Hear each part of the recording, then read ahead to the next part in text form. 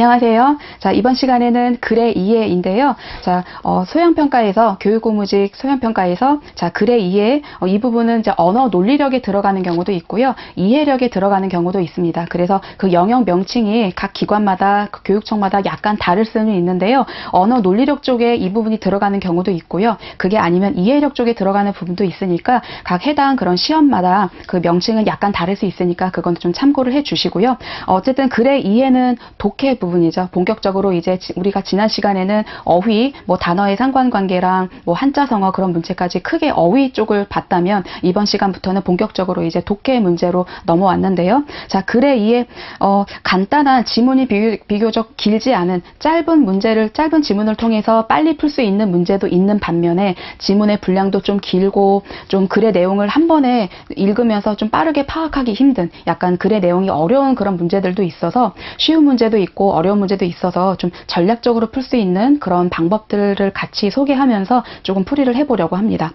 우리가 글의 독해 문제는 좀 대부분 분들이 좀 어렵게 느끼시는 경향이 있는데 문제 스타일마다 조금 중점적으로 해야 될 것들이 많으니까 좀 차이가 있으니까 그 차이를 빠르게 간파하는 것이 중요하거든요. 그런데 그거는 결국에는 많은 문제를 연습하면서 풀어보면서 그런 감을 익히셔야 되기 때문에 문제를 통해서 이런 문제 나왔을 때는 지문을 어떻게 읽는 것이 효과적인지 그런 방법론을 함께 소개하면서 문제를 풀도록 하겠습니다.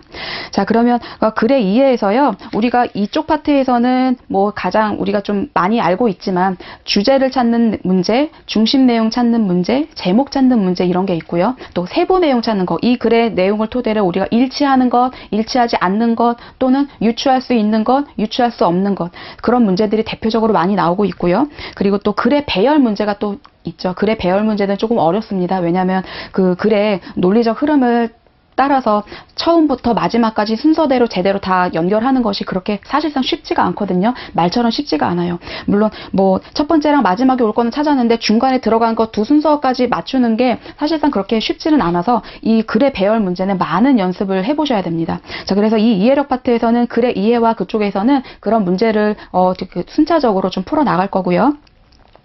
자, 그러면 본격적으로 그 1번 문제부터 풀면서 그 어떤 그런 세부적으로 문학 유형 스타일과 함께 설명을 해드리도록 할게요.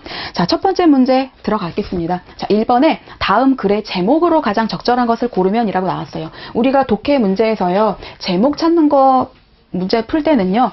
제목은 굉장히 핵심어를 바로 찾으면 되거든요. 그래서 제시된 글을 너무 자세하게 다 읽지 마시고요. 제목을 찾을 때는 핵심어를 찾는 것이 가장 중요하니까 우리가 글의 제목 찾을 때 중점적으로 알아둬야 할 사항을 좀 간단하게 먼저 소개해드리고 1번 문제 풀게요.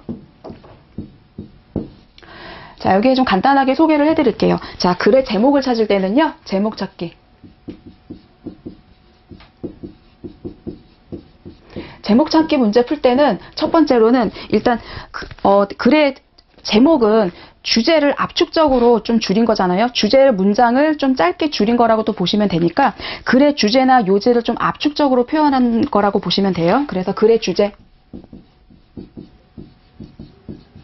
주제와 글쓴이가 말하고자 하는 그런 핵심 요지를 압축적으로 표현한 것이다.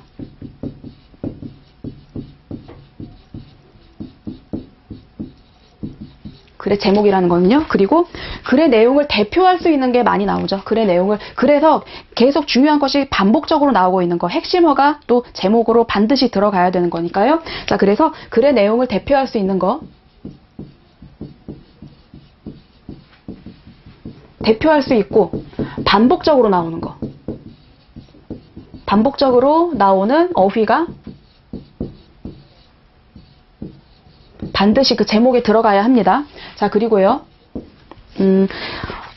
제목인데요. 일부 내용이 아닌 글의 전체를 포괄할 수 있어야 돼요. 그래서 어떤 일부를 소개한 그런 것만 들어가면 안 되고요. 글의 전체 내용을 다 아우를 수 있어야 되기 때문에 글의 일부 내용이 아닌 전체 내용을 포괄하는 어휘. 전체 내용을 일부 내용이 아닌 전체 내용을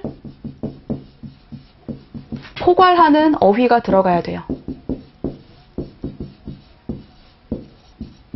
자, 그래서 우리가 제목을 찾을 때는요, 글의 주제, 요지의 압축적인 표현이니까 그게 잘 들어간 걸 찾아야 되고요. 글의 내용을 대표하고 반복적으로 나오는 어휘, 그리고 일부가 아니라 전체적인 내용이 다 그런 걸 함축적으로 들어간 거를 찾아야 된다. 좀 1번, 2번, 3번 제가 지금 쓴 내용이 어려운 내용도 아니고 다 알고 있는 내용이지만 이런 거를 중점적으로 제목 문제 나올 때 푸시면 좀 보다 빨리 문제를 푸실 수가 있거든요. 자, 그럼 이걸 염두에 두고서 1번 문제 한번 풀어볼게요.